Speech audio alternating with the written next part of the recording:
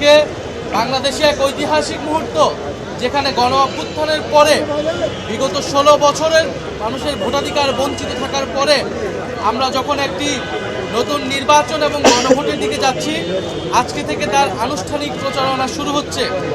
আমরা জাতীয় নাগরিক পার্টি এনসিপি এই ঢাকা বিশ্ববিদ্যালয় এলাকায় অবস্থিত এই 3 নেতার মাজার এবং শহীদ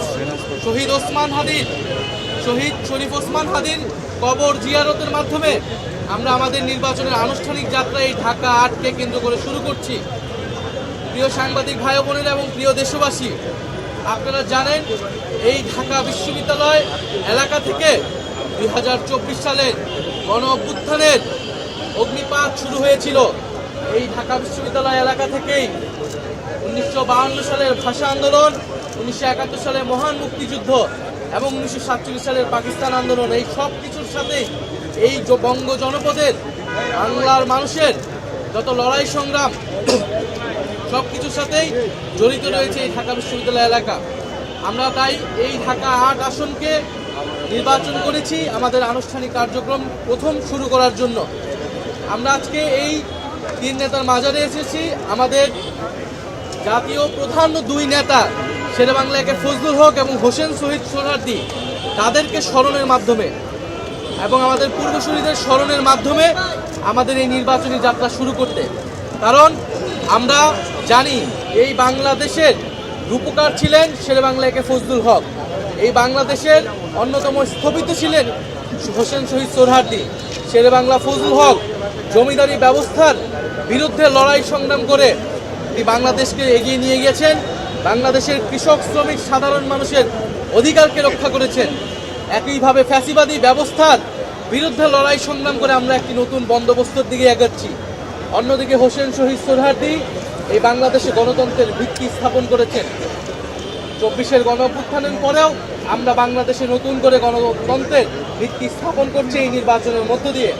এবং আমরা অবশেষে যাব শরীফ ওসমান হাদি, আমাদের জুলাইয়ের অকণ্ঠ সৈনিক, আমাদের জুলাইয়ের সিপাহসালার আধিপত্যবাদ বিরোধী লড়াইয়ের শহীদ সৈনিক শরীফ ওসমান হাদি, তার কবর জিয়ারতের মাধ্যমে আমরা এবারের নির্বাচন যে আমাদের আধিপত্যবাদ বিরোধী যাত্রা, আমাদের আজাদির যাত্রা, সেই যাত্রা আমরা শুরু করছি শরীফ ওসমান হাদি ভাইকে ধারণ করে স্মরণ করে।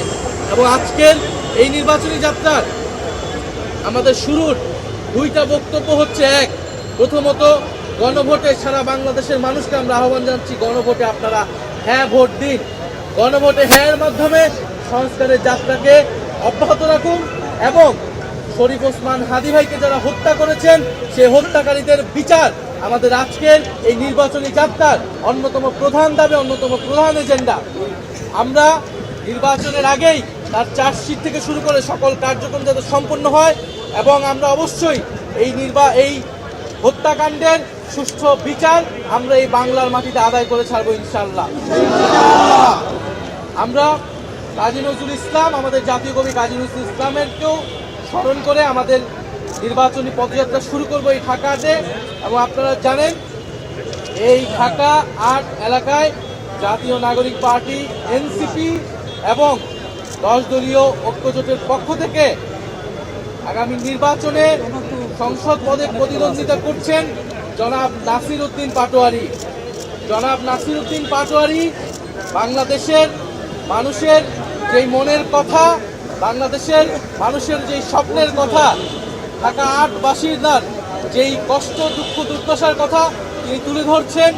অত্র এলাকার দুর্নীতি, চাঁদাবাজ এবং সন্ত্রাস, যাকে ভয় করে এই এলাকার মানুষ কোনো কথা বলতে পারে নাই এতদিন, নতুন মাফিয়া এসেছে এই ঢাকা এলাকায়, সেই নতুন মাফিয়াদের বিরুদ্ধে, নতুন জমিদারদের বিরুদ্ধে নাসির উদ্দিন পাটোয়ারি 10 দলীয় ঐক্যজোটের পক্ষ থেকে তার কথা বলে যাচ্ছেন, ভোট চেয়ে যাচ্ছেন। আমরা আজকে ঢাকা 1 এলাকায় প্রদক্ষিণ করব, যার মার্চ ফর জাস্টিস আমরা করব এবং আমরা আনুষ্ঠানিকভাবে জাতীয় নাগরিক পার্টি এনসিপি আমরা আজকে এইখানে 3 নেতার মাজারে কবর জিয়ারতের মাধ্যমে আমরা আমাদের নির্বাচনী পদযাত্রা ঘোষণা করলাম। সারা বাংলাদেশের মানুষের প্রতি আমরা আহ্বান জানাচ্ছি, আপনারা 10 দলীয় ঐক্যজোটকে বিজয়ী করুন, 10 দলীয় ঐক্যজোটের মার্কাকে বিজয়ী করুন এবং জাতীয় নাগরিক পার্টি এনসিপির সারা দেশে যেই 30 জন প্রার্থী রয়েছে সেই 30 জন প্রার্থীকে শাপলা কলি মার্কায় বিজয়ী করে সংসদে পাঠান। সংসদে জাতীয় নাগরিক পার্টি এবং এনসিপি এবং 10 দলীয় ঐক্যজোট আপনার সাধারণ মানুষের কথা বলবে, গণ অভ্যুত্থানের কথা বলে, সংস্কারের কথা বলবে, সার্বভৌমত্বের কথা বলবে।